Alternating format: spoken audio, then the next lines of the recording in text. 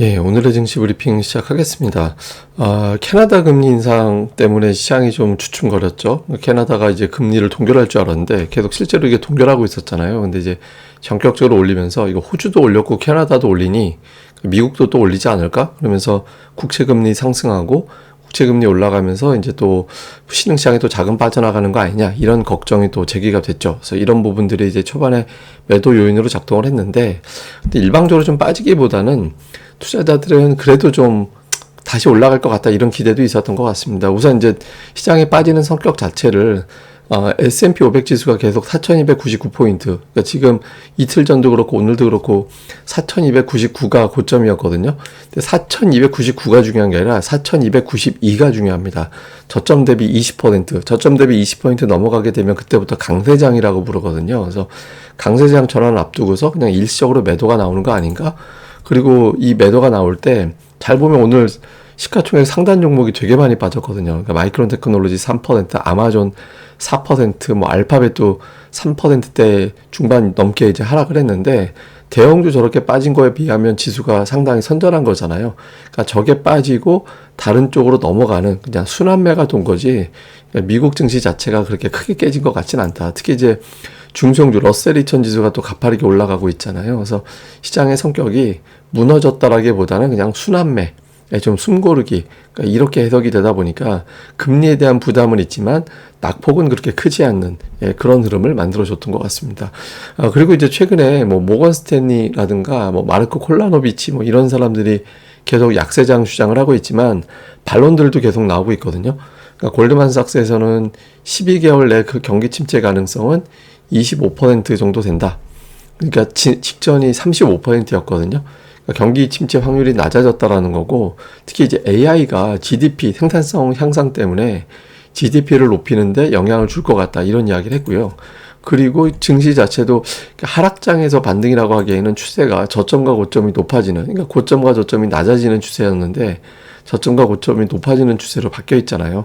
그러니까 이러다 보니까 이제 주요 증권사라든가 금융사들이 올해 이제 미증시 전망치를 높이고 있습니다. 뭐 BMO에서는 4,550, 에버코어 ISI 같은 경우는 4,450, 공교롭게도 대부분 다 한 250에서 300포인트 정도 높이고 있는데, 그래서 그냥 일시적으로 쉬나 보지 뭐 이렇게 생각하면서 증시가 조정은 보이되 이렇게 뭐 확 빠지진 않는 그런 흐름을 보여줬던 것 같습니다.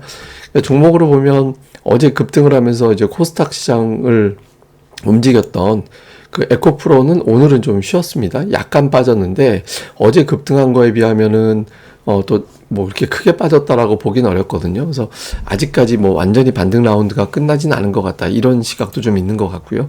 그 다음에 코스닥에서 오늘은 하나마이크론이 주가가 이제 급등을 했죠. 근데 이거 잘 보면 이건 뭐 제가 나중에 이제 뭐 고릴라 리서치 그 주식 초딩 강의에서도 한번 할 것 같기도 한데 이런 패턴을 되게 잘 봐야 돼요. 그러니까 길게 하락했는데 캔들 몇 개로 하락한 거 바로 뒤집는 종목들 있잖아요.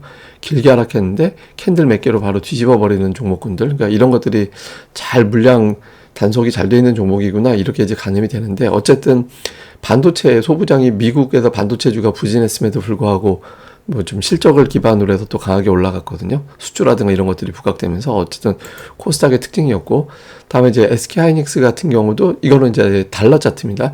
달러 차트는 HTS에 잘 제공이 안 되는 것 같아요. 저는 이제 대신증권으로 보는데 거기에는 이제 나오거든요. 그래서 다른 증권사는 어떻게 나오는지는 모르겠습니다. 근데 어쨌든 SK하이닉스는 어저께 이제 달러 차트 200선 아래로 내려갔다가 오늘 다시 위로 올라섰거든요. 그래서 이 근처에서 공방. 만약에 하이닉스가 이걸 이겨내고 위로 올라가 버리면 이제 좀 반도체 조정이 생각보다는 좀 짧게 끝날 가능성도 있죠. 그래서 어쨌든 전체적으로는 종목들이 오르는 종목 오르는 대로 눌리는 종목 눌리는 종목군대로 좀 스토리는 나름대로 잘 나오는 그런 형태를 좀 보였습니다. 근데 수급에서는 오늘은 사실 만기일이라 이제 수급을 분석하는 게 의미는 없거든요. 근데 다만 이제 조금 찜찜한 건 외국인들 선물이 되게 많이 들어왔잖아요. 근데 지금 누적으로 5월 15일 이후에 한 3만 계약 가까이 매수 누적이 된 상태거든요. 그러니까 추가로 매수할 여력이 별로 없습니다. 그러니까 말 바꾸면 매수로 끌어올릴 실타는 거의 다 떨어져 가고 하락시킬 수 있는 실타는 좀 많이 생긴 편이긴 하거든요. 그래서 단계 조금 이제 뭐 현물에서 엄청난 매수가 붙어주지 않는다라면 좀 쉽게 올라가기에는 좀 버거운 수급이다라는 점도 좀 주목을 해봐야 될 것 같습니다. 다음에 현물에서는 이렇게 만기 날이라 뭐 어떤 의미 가지고 뭘 샀다 뭘 팔았다 이렇게 얘기하기는 좀 애매한 것 같아요. 근데 어쨌든 외국인들이 4천억 원 가까이 매도하는 가운데서도 삼성전자를 붙잡아 놨다라는 거는 좀 의미가 있죠. 그 다음에 기관도 역시 마찬가지로 오늘은 뭐 수급에서 의미를 두면서 보긴 어려운데, 뭐 보시다시피 그냥 대형주 삼성전자 SK하이닉스 사고, 다음에 이제 뭐 그 메리츠 금융 같은 일부 이제 금융주들 좀 담은 거 정도 있고, 다음에 조선주는 되게 열심히 담는 것 같아요. 요게 특징이고, 코스닥에서는 외국인들은 이제 2차 전지는 빌드업은 안 하는 것 같아요. 빌드업이라는 건 뭐냐면 우리가 보통 매집이라고 표현하죠. 그러니까 매집은 별로 안 해놓은 것 같거든요. 그러니까 외국인들 시각에서 2차 전지는 그냥 좀 반등장 정도 추세라기보단 그렇게 보는 시각이 우세한 것 같고요.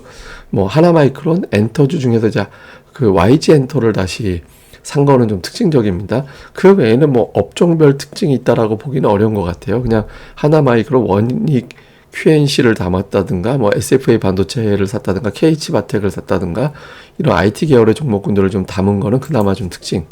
기관 같은 경우는 2차 전지 쪽, 에코프로비엠을 사고, 이제 LNF는 좀 팔았죠. 근데 어쨌든 에코프로비엠은 오늘 어제만 산 게 아니라 한 2주 정도 전부터 좀 사들여 놨거든요. 그래서 단기적으로는 조금 여기서 놀려고 하나? 뭐 이런 것들이 좀 보이는 게 있고요.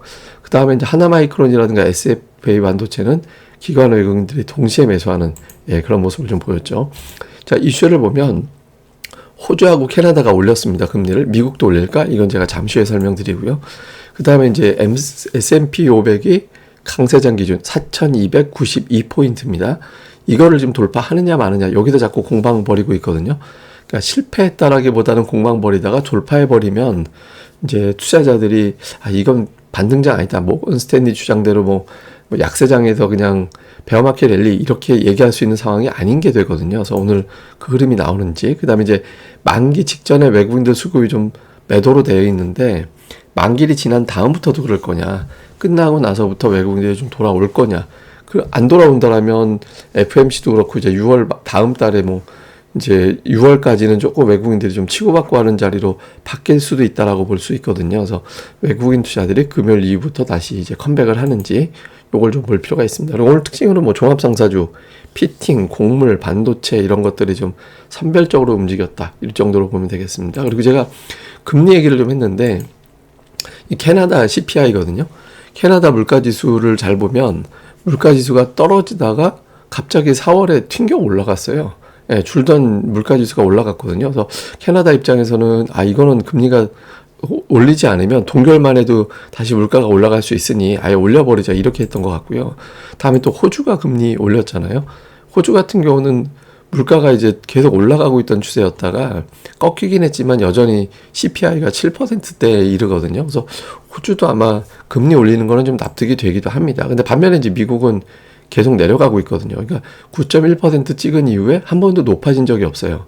계속 속도 조절은 돼도 내려가고 있거든요. 근데 중요한 건 이제 그 다음이 어떻게 될 거냐라는 건데, 이게 지금 그 클리브랜드에서 클리브랜드 연은에서 제공하는 예상 CPI입니다. 근데 보시면 5월 같은 경우는 전월 대비는 0.19, 6월 것도 지금 나오긴, 5월 것만 놓고 보면 일단 0.19% 예상하고 있거든요. 그러니까 전월 대비 0.19면은 이거를 12개월로 누적해서 가면 2.4% 안쪽으로 나온다는 얘기잖아요. 그러니까 연준의 목표에 근접하는 거죠. 전년 대비 같은 경우도 지금 4%대, 그 다음 달에는 지금 3%까지 찍힐 수도 있다. 그리고 이제 더 중요하게 본다라는 PC 같은 경우도 지금 3%대까지 바로 볼 수도 있겠다. 이런 주장들이 분석이 나오고 있거든요. 그래서 미국은 이제 캐나다나 호주하고 좀 상황이 달라서 미국이 금리를 올릴까? 이거는 저는 되게 부정적으로 보거든요. 그래서 이제 금리 가지고 너무 신경 쓸 필요 없다. 이제 그거보다는 지금은 그냥 업종 종목 수급에 집중하는 것이 조금 더 합리적이다. 자, 이렇게 보시면 되겠습니다. 그리고 제가 오늘 이제 여기서 언급을 안 드린 게 하나가 있는데 뭐냐면 오늘 지수가 훅 하고 한번 밀린 타이밍이 있었거든요. 근데 그때 뭐가 있었냐면 중국군의 항공기가 대만영공 진입했다라는 보도가 나오면서 그때 이제 지수가 한번 밀렸었어요. 그래서 이건 제가 뭐 굳이 지나간 일이라 언급할 필요가 없는 것 같아서 생략을 했고요. 이런 거는 제가 고릴라 리서치에 올려놓거나 제 텔레그램 채널에서 이슈 있을 때 바로바로 전달해 드리니까 또 그것도 참고해 보시면 될 것 같습니다. 그럼 또 오늘 하루 잘 보내시고요. 저는 또 다음에 뵙겠습니다. 이 방송 좋아요 그리고 이제 구독하기 꼭 좀 부탁드립니다. 구독하기, 좋아요 꼭 한 번씩 눌러주세요. 감사드립니다.